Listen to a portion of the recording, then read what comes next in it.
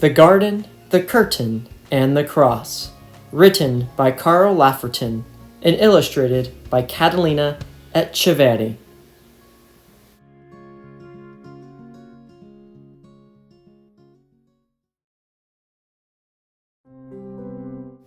A very long time ago, right here in this world, there was a garden. In the garden, everything was wonderful. The world was full of laughing and playing and smiling and fun. There was nothing bad ever. There was no one sad ever. And best of all, God was there. He had made it all. He was in charge of it all. He loved it all. People could see God and speak to God and just enjoy being with God.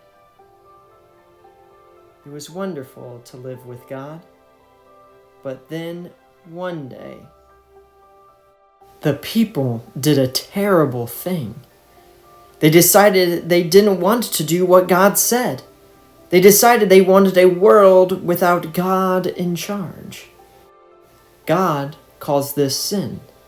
Sin spoils things, so sin has no place in God's wonderful garden. God said to the people, "You can't live with me in my garden anymore."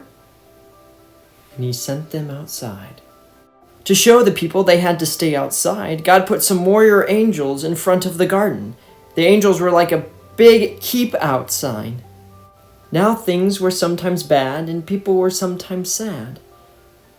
But people still kept sinning because they didn't want God to be in charge. So no one could come into God's wonderful place. God said, "Because of your sin, you can't come in."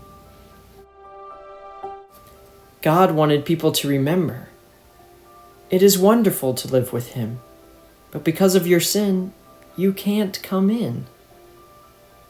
So He told the people to build a special building called His temple where He would live.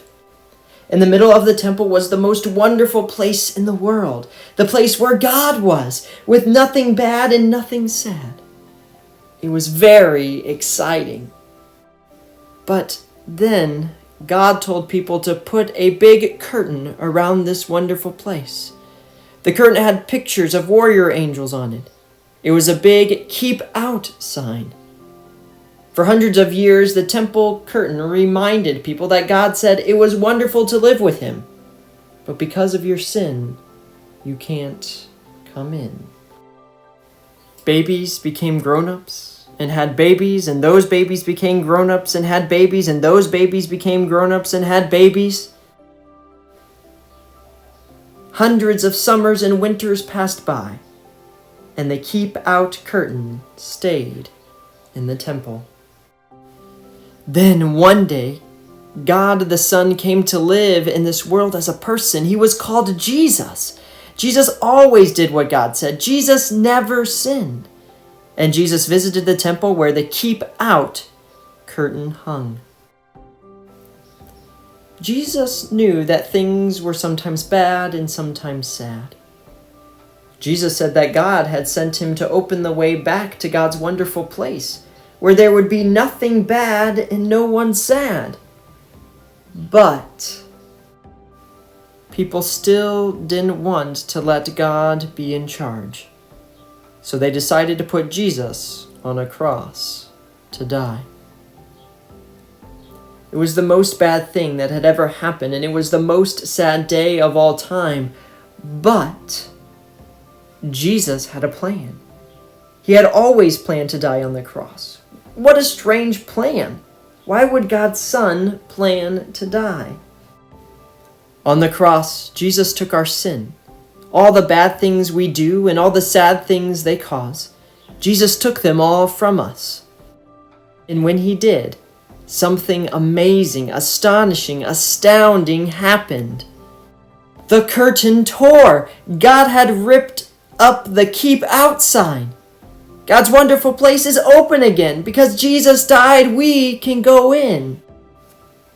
After Jesus died, His friends put Him in a tomb. They were very sad. For 2 days, nothing happened. Then the next morning, Jesus' friends went to see his body in the tomb, and it wasn't there. A little later on, Jesus' friends were all together, and suddenly Jesus was there, alive. Suddenly his friends weren't sad. Now they were so happy. God had brought Jesus back to life so that he could live in God's wonderful place forever. And Jesus has sent everyone an invitation to come and live with him there too. He tells us, God says it is wonderful to live with him. Because of your sin, you can't come in. But I died on the cross to take your sin. So all my friends can now come in. We can live with God forever. There will be nothing bad and no one sad. We will see God and speak to God and just enjoy being with God, just as he planned.